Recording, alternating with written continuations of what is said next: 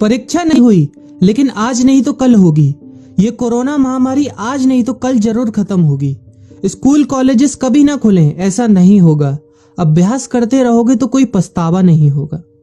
Corona महामारी के चलते इस समय स्कूल और कॉलेजेस बंद पड़े हैं, जिसके चलते विद्यार्थियों में पढ़ाई के प्रति लापरवाही देखी जा रही है। इसी को देखते हुए से मुंबई के एक स्कूल में हमारे पुराणों में लिखित एक कहानी सुनाई गई और विद्यार्थियों को इस कहानी के जरिए एक मैसेज दिया गया, एक सलाह दी गई। कहानी ये थी कि एक बार भगवान इंद्र किसानों से नाराज हो गए और उन्होंने घोषणा कर दी कि 12 साल तक बारिश नहीं होगी, आप फसलों को नहीं उगा पाएंगे। भगवान इंद्र से किसानों ने विनम्रता पूर्वक विनती की। किसानों की विनती को देखते हुए इंद्र ने बड़ी चालाकी से बारिश न होने का सारा श्रेय भगवान शिव के ऊपर डाल दिया और कहा कि बारिश तभी संभव है जब भगवान शिव अपना डमरू बजाएंगे।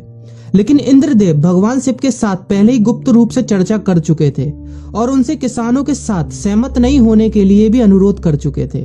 जब किसान भगवान शिव के पास बारिश के लिए विनती करने के लिए गए तो उन्होंने भी कह दिया कि बारिश तभी होगी जब मैं 12 साल बाद अपना डमरू बजाऊंगा। निराश होकर वापस लौटते किसानों ने 12 साल तक इंतजार करने का फैसला किया।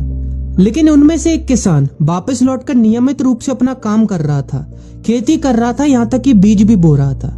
अन्य किसानों ने यह देखकर उस किसान का मजाक उड़ाना चालू कर दिया। कुछ किसानों ने उससे पूछा भी कि आप अपना समय और ऊर्जा क्यों बर्बाद कर रहे हैं, जबकि आप जानते हैं कि 12 साल तक बारिश नहीं होने वाली। उस किसान ने जवाब दिया कि मुझे पता है कि बारिश के बिना मेरी फसल नहीं आएगी, लेकिन मैं ये सब केवल अभ्यास के रूप में कर रहा हूँ। 12 साल बाद मैं फसलों को उगाने और खेतों में काम करने की प्रतिक्रिया को भूल जाऊंगा। शरीर की काम करने की आदत छूट जाएगी और शरीर आलस का शिकार हो जाएगा।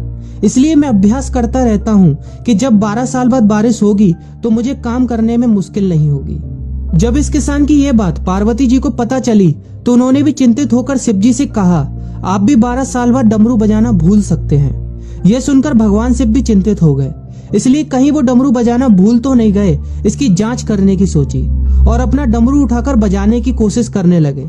कोशिश करते हुए जैसे ही डमरू से आवाज आई वैसी बारिश होने लगी और जो किसान नियमित रूप से अपना काम कर रहा था उस किसान का खेत फसलों से हरा भरा हो गया। लेकिन बाकी सभी बारिश का इंतजार करते किसानों को पछतावा हुआ, क्योंकि उन्होंने अभ्यास करना भी छोड़ दिया था। इसी तरह 2 सप्ताह बाद, 2 महीने बाद या 2 साल बाद लॉकडाउन समाप्त हो जाएगा। कोरोना महामारी भी खत्म हो जाएगी। इसे घूरने या इस महामारी के खत्म होने तक का इंतजार करने से बेहतर है कि आप जिस कक्षा में हैं या जिस अगली कक्षा में जाने वाले हैं उसका अध्ययन करें। पुस्तकों का अध्ययन करके अपने कौशल को तेज करें। आपके पास जो ज्ञान है उसे और बढ़ाएं। इस समय का इस्तेमाल करें और ये सोचें कि आप और भी बेहतर कैसे कर सकते हैं, क्योंकि डमरू कभी भी बच सकता है। इसलिए अभ्यास करते रहें। अभ्यास ही गुणवत्ता का सार है। अभ्यास ही है जो आपको किसी भी क्षेत्र में पूर्ण बनाता है।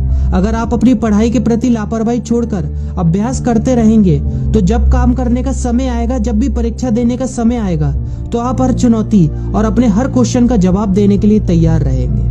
अपना ध्यान रखें और अपनों का ख्याल रखें, क्योंकि कोरोना भी गया नहीं है। घर पर ही रहने की कोशिश करें ताकि आप भी और अन्य भी सुरक्षित रहें और नियमित रूप से अभ्यास करते रहें, क्योंकि डमरू कभी भी बच सकता है।